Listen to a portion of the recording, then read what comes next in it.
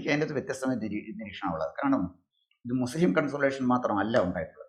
ശക്തമായ ഹിന്ദു കൺസോളിഡേഷനുണ്ട്. താങ്കൾ ആ ഇലക്ഷൻ റിസൾട്ട് പരിശോധിച്ച് നോക്കിയാൽ ഉദാഹരണം ട്രിവാൻഡ്രത്ത് 40 കൊല്ലം UDF ഭരിച്ചുകൊണ്ടിരുന്ന LDF ഭരിച്ചുകൊണ്ടിരുന്ന ഒരു കോർപ്പറേഷനിൽ 50 സീറ്റ് നേടി ജയിച്ചു എന്ന് പറഞ്ഞൊരു ചെറിയ വിജയമാണെന്ന് ഞാൻ കാണുന്നില്ല. പ്രത്യേകിച്ച് താങ്കൾ പറഞ്ഞ പോലെ തന്നെ വള്ളക്കടവ് പോലുള്ള സ്ഥലങ്ങളിൽ ശക്തമായ മുസ്ലിം കൺസോളിഡേഷൻ UDFനെ സ്വാധീനിച്ചപ്പോൾ അതൊരു ഫാക്റ്റാണ്. പക്ഷെ നമ്മൾ കാണേണ്ട ഒരു കാര്യം കമ്മ്യൂണിസ്റ്റ് പാർട്ടിയുടെ കോട്ടയാണ് കൊല്ലം കോർപ്പറേഷൻ. ഞാൻ കൊല്ലം കോർപ്പറേഷനിൽ താമസിക്കുന്ന ആളാണ്. ഞാൻ പ്രതീക്ഷിക്കാത്തൊരു വിജയമാണ് പിന്നെ BJPക്ക് അവിടെ കിട്ടിയത്. 12 സീറ്റാണ് അവർക്ക് കിട്ടിയത്. കൊച്ചു കാര്യമല്ലത്. അത് കോർപ്പറേഷനിൽ ശക്തമായ നേരത്തെ 6 സീറ്റ്. അപ്പോൾ 6 സീറ്റ് നേരെ 12ലേക്ക് അവർ പോരുകയാണ്. ഇനി വേറൊരു കാര്യം കൂടെ ഞാൻ പറയാം. ഇപ്പോൾ പോരുവഴി പഞ്ചായത്ത് എന്ന് പറഞ്ഞാൽ അറിയാമല്ലോ, അത് കമ്മ്യൂണിസ്റ്റ് പാർട്ടി കോട്ടയല്ലായിരുന്നു, മലനാടെയൊക്കെ. അവിടുന്ന് ബ്ലോക്ക് പഞ്ചായത്തിലേക്ക് മോഹനപിള്ള പിന്നെ CPM നേതാവിനെ തോൽപ്പിച്ചിട്ട് വന്നത് പിന്നെ നിഖിൽ മനോഹർ എന്ന് പറയുന്ന ഒരു ചെറുപ്പക്കാരൻ, അദ്ദേഹത്തിൻ്റെ ഭാര്യയും ജയിച്ചു. അവിടെ ഒരു മരുന്നിന് പോലും ഒരു BJPക്കാരനില്ല, കോൺഗ്രസ്സുകാരനുണ്ട്, BJPക്കാരനില്ല.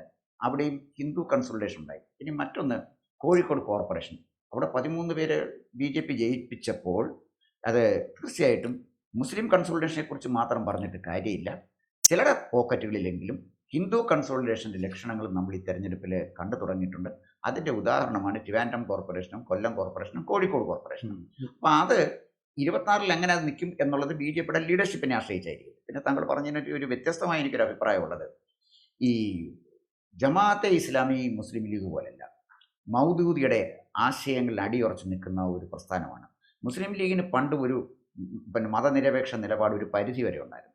മുസ്ലിം ജനസാമാന്യത്തിൻ്റെ താല്പര്യമൊക്കെ അവർ സംരക്ഷിക്കുമെങ്കിലും 67-ൽ അവർ അധികാരത്തിൽ വന്നപ്പോൾ വലിയ കുഴപ്പങ്ങളൊന്നും ഇല്ലാതെ പോയി. അതുകൊണ്ട് തന്നെയാണല്ലോ മുസ്ലിം മുന്നണിയെ കൊല്ലത്ത് ഇരവിപുരത്ത് PKK ബാവ എന്ന് പറയുന്ന ഒരു മുസ്ലിം ലീഗ് സ്ഥാനാർത്ഥി തോൽപ്പിച്ചത് RSPക്ക് ഏറ്റവും ശക്തമുള്ള RSP അവിടെ ഉള്ളൂ കൊല്ലത്ത്. അവിടെ RSPയുടെ നേതാവായിരുന്ന VP രാമകൃഷ്ണപിള്ളയാണ് ഇരവിപുരത്ത് തോൽപ്പിച്ചത്. PKK ബാവ ജയിച്ചു. പിന്നീട് വിജയം ആവർത്തിക്കാൻ കഴിഞ്ഞില്ല, അതിൻ്റെ വേറെ കാര്യം, അതിലോട്ട് ഞാൻ പോകുന്നില്ല. പക്ഷേ അവിടെ വരെ ഒരു കടന്നുകയറ്റം അവർക്ക് ഉണ്ടാക്കാൻ പറ്റി. ലീഗ് ഇപ്പോഴേ നോൺ മുസ്ലിംസിനെയും അവരുടെ സ്ഥാനാർത്ഥിയായി കോണി ചിഹ്നത്തിൽ മത്സരിപ്പിച്ചിട്ടുണ്ട്. അതിൻ്റെ ലിസ്റ്റ് എൻ്റെ കയ്യിലുണ്ട്. അതിലേക്കും ഞാൻ പോകുന്നില്ല. ഇവിടെ ഞാൻ പറഞ്ഞു വന്നത് ഈ 2026-ൽ ഇതുപോലെ തന്നെ നിന്നാൽ പോലും അതിശക്തമായ ഒരു ത്രികോണ മത്സരത്തിലേക്ക് ഈ തെരഞ്ഞെടുപ്പിനെ കൊണ്ടുപോകാൻ ബുദ്ധിപൂർവ്വം യുക്തിപൂർവ്വം രാഷ്ട്രീയ തന്ത്രം ഉപയോഗിച്ച് BJP നേതൃത്വത്തിന് കഴിഞ്ഞാൽ അതിന് കഴിയുമെന്ന് ഞാൻ പറഞ്ഞതിൻ്റെ കാര്യം, ഈ നമ്മുടെ വോട്ടർമാരിൽ വലിയൊരു ശതമാനം ആളുകളും വളരെ എഡ്യൂക്കേറ്റഡ് ആണ്. മൗദൂദി ആരാണെന്നറിയാം, നമ്മുടെ പിന്നെ നെറ്റിലടിച്ച് നോക്കിയാൽ അറിയാം. അദ്ദേഹം പറയുന്നത് ജനാധിപത്യം അനിസ്ലാമികമാണ് എന്നാണ്. അദ്ദേഹത്തിനാണ് കൂടെ പിടിച്ചിരിക്കുന്നത്. അപ്പോൾ സതീശൻ പറയുന്നത് മൗദൂദി വളരെ ഡീസൻ്റാണ്, അദ്ദേഹത്തിന് ഒരു കുഴപ്പമില്ലെന്നാണ് പറയുന്നത് സതീശൻ പറയുന്നത്. അതുപോലെ തന്നെ ഹമാസ് ഉണ്ടാക്കിയ ചില പ്രശ്നങ്ങളുണ്ട്, ദുരവ്യാപകമായ ഫലം ഉണ്ടാകും. ഹമാസിൻ്റെ നേതാവ് നേരെ വന്ന് വീഡിയോയിലൊക്കെ ഇരുന്ന് സംസാരിക്കുകയും അത് മലപ്പുറത്ത് വരികയും ചെയ്തു. ഇങ്ങനെ വന്ന ശശി തരൂർ പാലസ്തീൻ വിഷയത്തിൽ വ്യത്യസ്തമായ നിലപാടാണ് സ്വീകരിച്ചത്. അപ്പോൾ കോൺഗ്രസിൻ്റെ നിലപാടിലല്ല ശശി തരൂർ നിന്നത്. ശശി തരൂരിൻ്റെ നിലപാടിനെ അംഗീകരിക്കുന്ന പ്രബലമായൊരു വിഭാഗം കോൺഗ്രസിനകത്തും ഉണ്ടായിരുന്നു. അപ്പോൾ കോൺഗ്രസ് നേതൃത്വം പഴയ പോലെ ശക്തമല്ല. 2, UDFനെ ഒന്നിപ്പിച്ച് കൊണ്ടുപോകാൻ കഴിയുന്ന ഒരു മുഖ്യമന്ത്രി സ്ഥാനാർത്ഥിയെ UDFന് പ്രസൻറ്റ് ചെയ്യാൻ കഴിയണം. അതാണ് UDF നേരിടുന്ന വലിയൊരു പ്രശ്നം. ഇതിലെല്ലാം ഉപരിയായിട്ട് മുഖ്യമന്ത്രി സ്ഥാനാർത്ഥിയാകാൻ ശ്രമിക്കുന്ന 3 പേരെങ്കിലും മിനിമം നമ്മുടെ സംസ്ഥാനത്തുണ്ട്. Ramesh ചെന്നിത്തലയുണ്ട്, KC വേണുഗോപാലുണ്ട്, VD സതീശനുണ്ട്. അവർ ശ്രമിക്കുമില്ലെന്ന് ചോദിച്ചാൽ അറിഞ്ഞാൽ അവിടെ VD സതീശൻ പ്രതിപക്ഷ നേതാവെന്ന നിലയിൽ ഒരു നാച്ചുറൽ ക്ലെയിമാണ്. പിന്നെ രമേശ് ചെന്നിത്തലയെ സംബന്ധിച്ചിടത്തോളം മോസ്റ്റ് പോപ്പുലർ ലീഡർ എന്നുള്ള നിലയിൽ അദ്ദേഹത്തിൻ്റെ ഒരു ക്ലെയിമുണ്ട്, മറ്റാളുകൾ അംഗീകരിക്കുന്ന ഒരു നേതാവ് എന്നുള്ള നിലയിൽ. അതുപോലെ തന്നെ KC വേണുഗോപാൽ അതിൻ്റെ ശ്രമം നടത്തിക്കൂടാന്നുമില്ല. അപ്പോൾ അവർ സ്വാഭാവികമായി ശ്രമിക്കുന്നത് കോൺഗ്രസിൻ്റെ ഒരു കൾച്ചർ പരിശോധിച്ച് നോക്കിയാൽ അവരുടെ പേര് പറയത്തക്ക വിധത്തിൽ അവരുടെ സ്വാധീനമുള്ള സ്ഥാനാർത്ഥികളെ ആയിരിക്കും കോൺഗ്രസിൻ്റെ സ്ഥാനാർത്ഥികളായിട്ട് മത്സരിപ്പിക്കാൻ അവർ ശ്രമിക്കുന്നത്. അത് വരുമ്പോൾ ശക്തമായൊരു ഗ്രൂപ്പിസം വരാനുള്ള ഒരു സാധ്യതയുണ്ട്. ഇതെല്ലാം ഒരു ശക്തമായ ത്രികോണ മത്സരത്തിലേക്ക് പോകാനും അതിൻ്റെ റിസൾട്ട് ഞാൻ പ്രവചിക്കുന്നില്ല, അതിൻ്റെ ഒരു സാധ്യതയാണ് 26. ഇതിൽ തുറന്നു പറഞ്ഞാൽ ഇതൊക്കെ ഭാവനാവിലാസങ്ങളും ഈ ചങ്ങല പൊട്ടുകയും വെള്ളം വറ്റിപ്പോവുകയും ചെയ്താൽ പട്ടി കടിക്കല് എന്ന് തോന്നിപ്പിക്കുന്ന ചില ചിന്തകൾ മാത്രമാണ്. ഞാനതിൽ ഈ പിന്നെ ജമാഅത്തെ ഇസ്ലാമിയുടെ ഞാൻ പറയുന്നില്ല, അത് ഞാനതിനൊരു ഒരു ഡിബേറ്റ് പോലും ഞാൻ തയ്യാറല്ല. അതൊക്കെ ഒരു ടിപ്പിലേക്ക് വരാം. BJPയും കൂടെ വന്നൊരു ത്രികോണ മത്സരം എന്ന് പറയുന്നതൊക്കെ തീർത്തും അസംഭാവ്യമാണെന്ന് ഞാൻ കണക്കുകൾ വെച്ചിട്ട് തെളിയിച്ചു തരാം. ഇപ്പോൾ തിരുവനന്തപുരം കോർപ്പറേഷനിൽ 40 വർഷത്തിന് ശേഷം BJP അധികാരം പിടിച്ചു. ഒരു ചെറിയൊരു സാധനമൊന്നുമല്ല. പക്ഷെ നമ്മൾ കണക്ക് അവിടെ ഒന്ന് പരിശോധിക്കണം. കണക്ക് പരിശോധിച്ച് നമുക്ക് കാണാൻ കഴിയുന്നത് എന്താണെന്ന് വെച്ചാൽ 2020 35 കൗൺസിലർമാരുണ്ടായിരുന്നു ബി ജെ പിക്ക്. ഇപ്പോൾ 52 കൗൺസിലർമാരെ കിട്ടി അല്ലേ? അപ്പോൾ 23 സീറ്റ് അവർക്ക്, അല്ല 35 45 അത്രയും സീറ്റ് കൂടുതൽ കിട്ടി. CPM 52 ഉണ്ടായിരുന്നത് 29 കുറഞ്ഞു. എന്ന് പറഞ്ഞാൽ CPM 23 കൗൺസിലർമാർ കുറഞ്ഞു. ഈ കുറഞ്ഞ കൗൺസിലർമാർ എങ്ങോട്ടാണ് പോയെന്നൊരു കണക്ക് ഞാൻ കൂട്ടി നോക്കിയപ്പോൾ എനിക്ക് കാണാൻ കഴിഞ്ഞത് ഈ 23-ൽ 11 സീറ്റുകൾ CPM BJP പിടിച്ചെടുത്തു. 12 സീറ്റുകൾ CPM പിടിച്ചെടുത്തത് UDF ആണ്. ഏതാണ്ട് 50-50, 12ഉം 11. BJPയുടെ സീറ്റുകൾ, UDFന്റെ സീറ്റുകൾ BJP പിടിച്ചെടുത്തത് 3 മനസ്സിലായില്ലേ?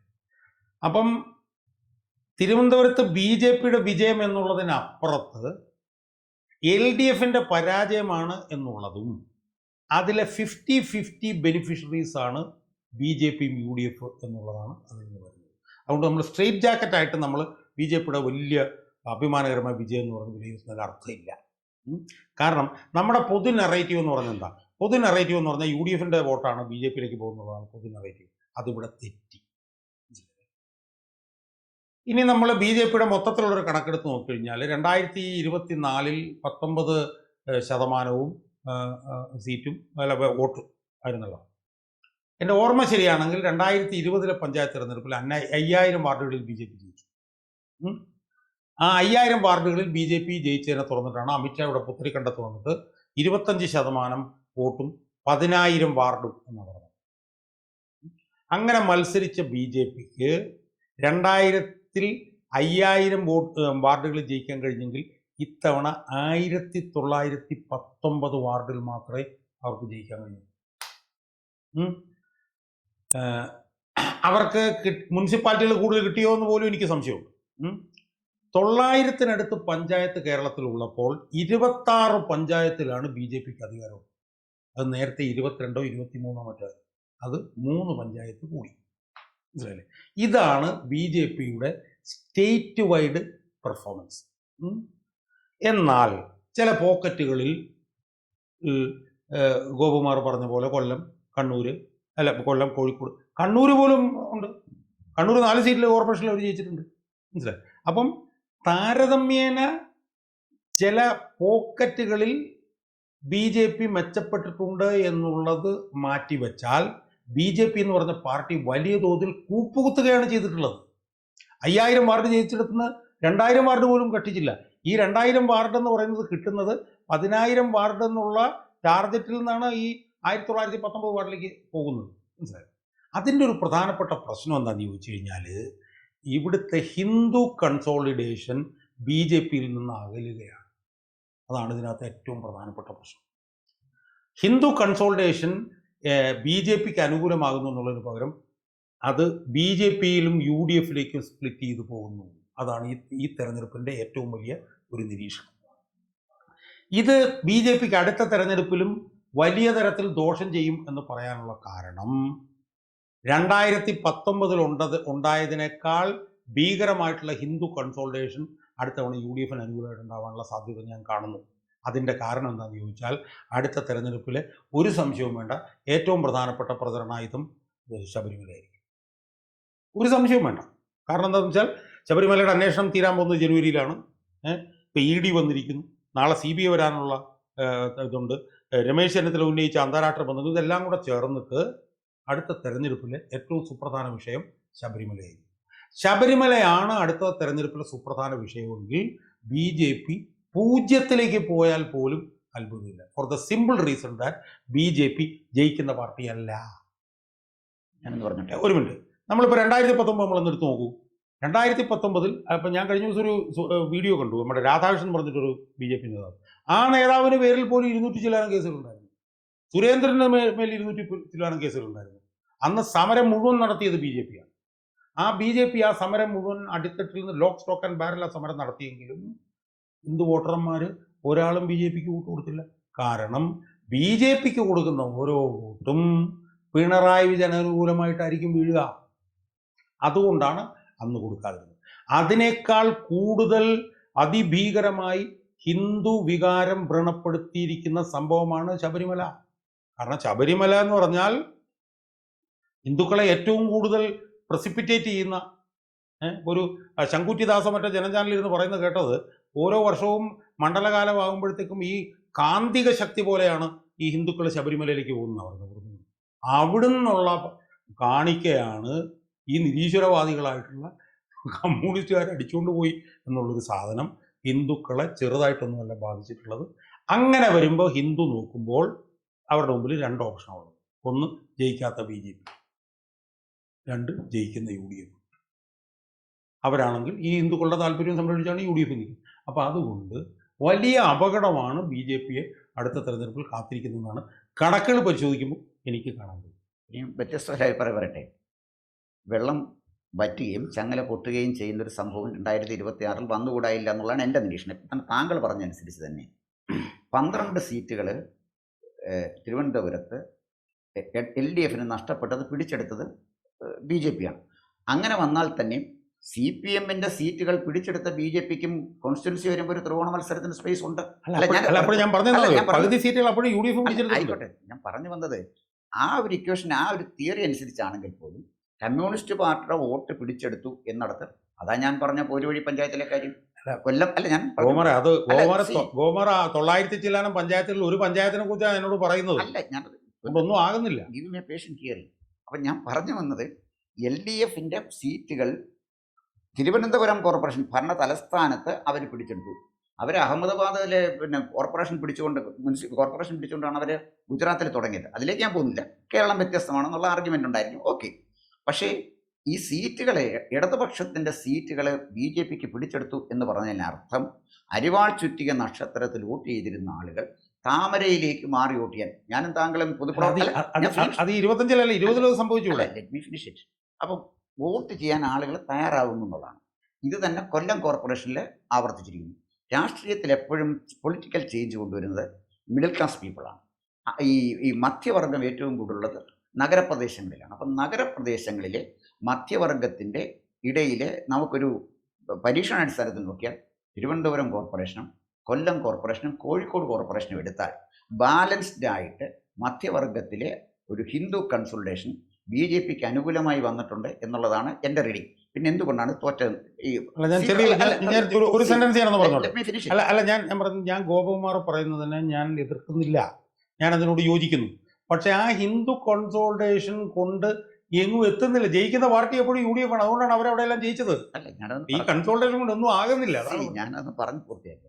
അപ്പോൾ ഇതിൻ്റെ പ്രശ്നം എന്താണെന്ന് ചോദിച്ചു കഴിഞ്ഞാൽ, നമ്മൾ BJPയെ ഇപ്പോഴും കാണുന്നത് BJP മാത്രം ഒരു പാർട്ടിയാണ്. അത് ഷാജാൻ മനസ്സിലാക്കണം. LDFൻ്റെ കൂടെ CPI ഉണ്ട്, പിന്നെ ഘടകകക്ഷികൾ 100,000 ഘടകകക്ഷികൾ, 1-2 പേര് ജയിക്കല്ല, ആയിക്കോട്ടെ, ഘടകകക്ഷി ഉണ്ടല്ലോ. UDFൻ്റെ കൂടെ ശക്തമായി മുസ്ലിം ലീഗ് നിൽക്കുകയാണ്. കൊച്ചുകാരിയാണോ മുസ്ലിം ലീഗിൻ്റെ ഒരു സപ്പോർട്ടെന്ന് പറഞ്ഞാൽ? ഇപ്പോൾ ജമാഅത്തെ ഇസ്ലാമി കൂടെ വന്നു. അങ്ങനെ വന്നു കഴിഞ്ഞപ്പോഴത്തെ പഴയ SDPIക്കാരുടെ പിന്തുണയും UDFനായി. ഇവിടെ BJP മാത്രമായിട്ട് നിൽക്കുന്നത്. BDJS എന്ന് പറയുന്നത് ഒരു നാമമാത്രമായ സാന്നിധ്യം മാത്രമാണ്. അപ്പോൾ ഇവിടെ ഫൈറ്റ് ചെയ്യുന്നത് BJP എന്ന് പറയുന്ന ഒരു ഒറ്റയാൾ പട്ടാളം, ഒരു പാർട്ടി. അപ്പുറത്ത് നിൽക്കുന്ന UDFൽ നിൽക്കുന്ന 10-12 പാർട്ടികൾ, അല്ലെങ്കിൽ LDFൽ നിൽക്കുന്ന 10 പറ്റില്ല. അവരൊരു മതത്തിന്റെ പാർട്ടിയാണ്. ആയിക്കോട്ടെ, ഞാനത് ഫിനിഷ് ചെയ്യട്ടെ. അപ്പം ഞാൻ ഷാജഹാൻ പറഞ്ഞ ആർഗ്യുമെന്റ് തന്നെയാണ് ഞാൻ ഈ പറയാൻ വരുന്നത്. എനിക്കൊരു പേഷ്യൻ്റ് ഹിയറിംഗ് തരും.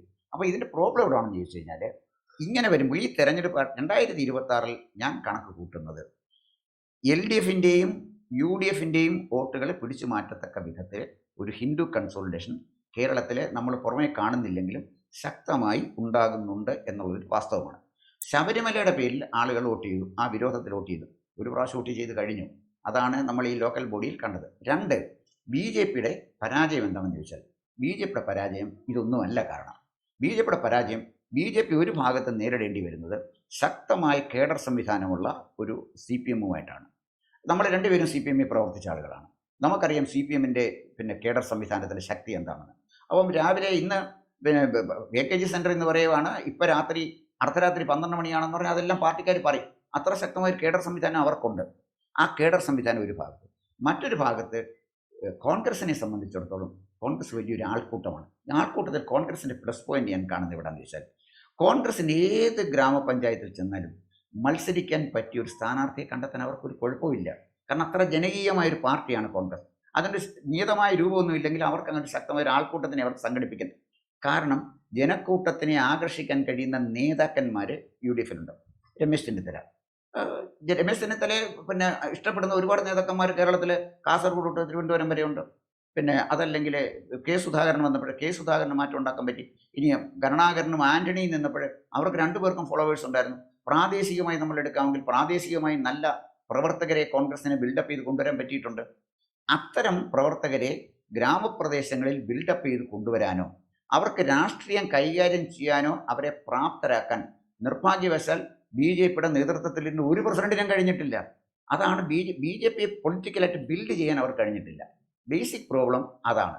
അവിടെ നിന്ന് പൊളിറ്റിക്കലായിട്ട് അവർക്ക് ബിൽഡ് ചെയ്യാൻ കഴിഞ്ഞാൽ ഏതെങ്കിലും ഒരു കേരള കോൺഗ്രസ് സ്വല്പം യു ഡി എഫ് ദുർബലമായാൽ പല പാർട്ടികളും നാളെ 26-ൽ നമുക്ക് തിരഞ്ഞെടുപ്പ് പ്രവചിക്കാൻ പറ്റില്ല. ഒരു കേരള കോൺഗ്രസ് കൂടെ പിന്നെ ബി ജെ പിയുടെ കൂടെ വന്നാൽ തീർച്ചയായിട്ടും നമുക്ക് പ്രതീക്ഷിക്കുന്നതിനേക്കാൾ വലിയൊരു മാറ്റം ഉണ്ടാകും. 2026-ൽ ഞാൻ ഉറച്ചു വിശ്വസിക്കുന്നത് ശക്തമായൊരു ത്രികോണ മത്സരത്തിന് താങ്കളുടെ അഭിപ്രായം അനുസരിച്ച് താങ്കളുടെ കണക്കനുസരിച്ച് തന്നെയാണെങ്കിലും കേരളത്തിൽ സ്പേസ് ഉണ്ടെന്നാണ് ഞാൻ കാണുന്നത്. അപ്പോൾ അതിനകത്ത് അടിസ്ഥാനപരമായിട്ടൊരു പ്രശ്നമൊന്നും ഗോകുമാർ പറഞ്ഞ വിഷയങ്ങളൊക്കെ ഉണ്ട്. ഇതൊക്കെ പിന്നെ നേതാക്കന്മാരുടെ ജനസമ്മതിയുടെ കുറവ് കാര്യങ്ങളൊക്കെ ഉണ്ടെങ്കിലും അടിസ്ഥാനപരമായി രണ്ട് പ്രശ്നങ്ങളാണ് ബി ജെ പി നേരിടുന്നത്. ഒന്ന്, അതൊരു ഹിന്ദു പാർട്ടിയാണ്. പക്ഷേ ഹിന്ദു കൺസോൾട്ടേഷന് അതിന് കഴിയുന്നില്ല. അതിനൊരു സുപ്രധാന പ്രശ്നം എന്ന് പറഞ്ഞാൽ ഹിന്ദുക്കൾ സി പി എമ്മിൻ്റെ പുറകിലാണ് കൺസോൾട്ട് ചെയ്തിരിക്കുന്നത്. അതിന് ഹിന്ദു കൺസോൾട്ടേഷന് കഴിയുമായിരുന്നു. അത് കുറേ വർഷങ്ങൾക്ക് മുമ്പ് തന്നെ സി പി എമ്മിൻ്റെ ഹിന്ദു വോട്ടുകൾ പിടിക്കാൻ ശ്രമിച്ചിരുന്നുവെങ്കിൽ അവർക്കത് കഴിയുമായിരുന്നു. അതിലവർ ദയനീയമായി പരാജയപ്പെട്ടു. ബി ജെ പി തകരാനുള്ള ഒരു പ്രധാനപ്പെട്ട കാരണം കേരളത്തിൽ എന്താണെന്ന് ചോദിച്ചാൽ അത് പിണറായി വിജയനെ അടിമുടി സംരക്ഷിക്കുന്നു എന്നുള്ളതാണ്. അത് ബി ജെ പിയുടെ അണികൾ യോജിക്കുന്നതേയില്ല. കാരണം കേരളത്തിലെ പൊതുമണ്ഡലത്തിലെ ബഹുഭൂരിപക്ഷം ജനങ്ങളും പിണറായി വിജയനെ വെറുക്കുമ്പോൾ ആ പിണറായി വിജയനെ അഴിക്കുള്ളിലാക്കാൻ മിനിറ്റുകൾ മാത്രം മതി എന്നിരിക്കെ പിണറായി വിജയനെതിരെ ഒരുപാട് കേസുകളിൽ തെളിവുകൾ ഉണ്ടായിട്ടും പിണറായി വിജയനെ രക്ഷിച്ചുകൊണ്ടിരിക്കുന്നു എന്നുള്ളതൊരു സുപ്രധാന കാര്യമാണ്. അതൊന്ന്. രണ്ട്, ബി ജെ പിയുടെ നേതാക്കന്മാരുടെ അഴിമതി കാര്യം. ഈ 2026-ൽ ത്രികോണ മത്സരം എന്ന് പറയുന്നത് അസംഭാവ്യമാണ് എന്ന് പറയാൻ കാരണം ബി ജെ പിയുടെ കണക്കുകളാണ്. നമ്മൾ തിയറി പറഞ്ഞിട്ട് കാര്യമില്ല. ബി ജെ പിയുടെ കണക്കെന്ന് പറഞ്ഞാൽ ഇപ്പം എന്താണ്? ഇപ്പം ഞാൻ കേട്ടത് 4% വോട്ട് ഈ തെരഞ്ഞെടുപ്പിലും കുറഞ്ഞു എന്നാണ്. കൃത്യം കണക്ക് എനിക്കില്ല. 19 4% കുറഞ്ഞു എന്നാണ്. ഇപ്പോഴും വരുന്ന കണക്കെന്താണ്?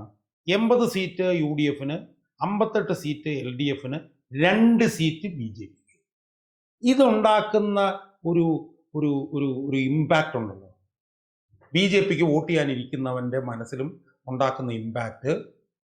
ഇപ്പം ഗോപകുമാറിൻ്റെ ഒരു ദിവാസ്വപ്നം മാത്രമാണ് എന്ന് ഞാൻ പറയാൻ കാര്യം എന്താ? ഇനി തെരഞ്ഞെടുപ്പിന് 3 മാസമേ ഉള്ളൂ. 3 മാസം കഴിഞ്ഞാൽ തെരഞ്ഞെടുപ്പ് പെരുമാറ്റച്ചട്ടം വന്നു.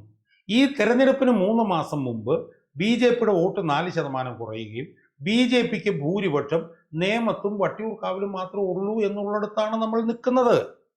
അപ്പം 2 സീറ്റിൽ മാത്രം പിന്നെ മുന്നേറിയിട്ടുള്ള ബി ജെ പി കൂടെ ചേർന്നൊരു ത്രികോണ മത്സരം ഉണ്ടാവുക എന്ന് പറഞ്ഞാൽ അത് അസംഭാവ്യമാണ് എന്ന് മാത്രമല്ല, ഇനിയുള്ള 3 മാസങ്ങളിൽ വലിയ തോതിൽ മുന്നോട്ട് പോകാൻ പോകുന്നത് യു ഡി എഫ് ആണ്. കാരണം ബി ജെ പിക്ക് തിരുവനന്തപുരം കോർപ്പറേഷൻ കിട്ടിയെന്നുണ്ടെങ്കിൽ പോലും അവരുടെ നേതാക്കന്മാരുടെ മൊറാല് കംപ്ലീറ്റ് പോയി കഴിഞ്ഞു. കാരണം 5000 വാർഡിൽ നിന്ന് 2000 വാർഡിലേക്കാണ് അവർ വളർന്നിട്ടുള്ളത്. അതുകൊണ്ട് ഇനിയുള്ള 3 മാസക്കാലം അവർക്ക് ഒന്നും ചെയ്യാൻ പറ്റില്ല. ഹിന്ദുക്കൾ വലിയ തോതിൽ യു ഡി എഫിലേക്ക് ഗ്രാവിറ്റേറ്റ് ചെയ്യും. ഹിന്ദുക്കൾ ബി ജെ പിയുടെ അണികളിൽ തന്നെ വലിയൊരു ശതമാനത്തിന് പിണറായി വിജയനെ ബി ജെ പി നേതാക്കന്മാർ സംരക്ഷിക്കുന്നു എന്നുള്ളതിലുള്ള വലിയ വിരോധം അവർക്ക് കിടപ്പുണ്ട്. അതുകൊണ്ട് ഇനി ഈ 3 മാസം കൊണ്ട് ഒരു കാരണവശാലും സാൽവേജ് ചെയ്യാൻ പറ്റില്ല. ഇനി വരുന്ന 3 മാസം എന്ന് പറയുന്നത് നമ്മൾ യോജിച്ചാലും ഇല്ലെങ്കിലും യു ഡി എഫിൻ്റെ ഒരു കുതിച്ചു കയറ്റത്തിൻ്റെ ഒരു ഘട്ടമാണ് വരാൻ പോകുന്നത്. അവരൊറ്റക്കെട്ടാവും. ഈ തെരഞ്ഞെടുപ്പ് അവർക്ക് കൊടുത്തിട്ടുള്ള ഒരു ഒരു ശക്തി എന്ന് പറയുന്നത് ചെറുതല്ല. അവരുടെ താഴെത്തട്ടിലുള്ള പ്രവർത്തകർ മുഴുവൻ സജ്ജരാണ്. അവരൊരിക്കലും 50% സീറ്റ് പോലും പ്രതീക്ഷിക്കാത്തടത്താണ് അവർ കയറിയിരിക്കുന്നത്. അതുകൊണ്ട് ഇനിയും UDFൻ്റെ ഭൂരിപക്ഷം വർദ്ധിക്കുക.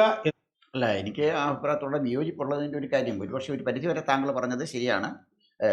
LDFും പിന്നെ BJP നേതൃത്വവുമായി എന്തോ ഒരു രഹസ്യ ബന്ധമുണ്ട് എന്നൊരു ധാരണ പൊതുസമൂഹത്തിനിടയിൽ ഉണ്ടായിട്ടുണ്ട്. അത് ഞാൻ തീർച്ചയായിട്ടും എഗ്രി ചെയ്യുന്നു. പക്ഷേ ഈ 3 മാസം എന്ന് പറഞ്ഞാൽ നമുക്കൊക്കെ അറിയാവുന്ന പോലെ തെരഞ്ഞെടുപ്പെന്ന് പറയുമ്പോൾ ഒരാഴ്ച പോലും വളരെ ദീർഘമായ ഒരു കാലയളവാണ് തെരഞ്ഞെടുപ്പിനെ സംബന്ധിച്ചിടത്തോളം.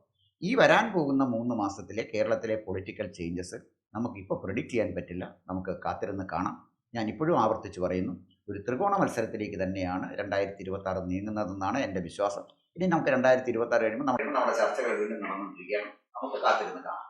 കൂടുതൽ വാർത്തകളും വിശേഷങ്ങളും നേരിട്ട് ലഭിക്കാൻ ജനങ്ങളിൽ നിന്ന് ജനങ്ങളിലേക്ക് ജനഭൂമി ന്യൂസ് സബ്സ്ക്രൈബ് ചെയ്യൂ. ബെൽ ബട്ടൺ അമർത്താനും മറക്കരുത്.